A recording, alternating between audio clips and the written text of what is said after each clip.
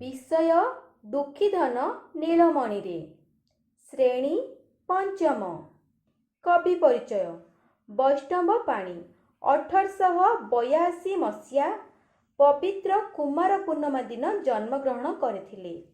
तांको द्वारा रचित गीतिनाट्य मेघनादवाद, रंगसभा, नल दमयंती, महिरावण वध, प्रह्लाद चरित, रावण वध, सीता वनवास, अभिमन्यु वध, बाण पराजय इत्यादि बेस प्रसिद्ध लाभ करिछि।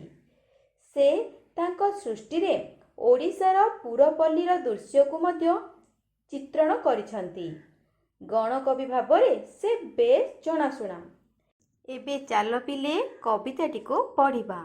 दुखीधन नीलमणि रे, दुखीधन नीलमणि रे, माँ बोली किए डाकिब मते, गोरु घेनी फेरी आसिला बेलको काहा पाई जगी बसिबी पथे, जेबे बिका आसिब कोली कांदी किए करिब अली, चली हेउथिले धूली बोली होई दोली के खेलिब कानी पणते, जेबे दही मुआ होइब किए से लवणी खाइब, होइन आनंद गाई दुहिबाकू सिक्का छंद घेनिके जीव हाते, खेली जाइथिले दांडरे धूली पड़ी थाए मुंडरे, कली कले केही माँ माँ कही कई कई होई कांदिबु केते, जेबे जीवु मधुपुर को अनाइबी काहा मुखको, कहे वैष्णव निश्चय जीव जीव मुरुछिबी गला माड़ी केमंते।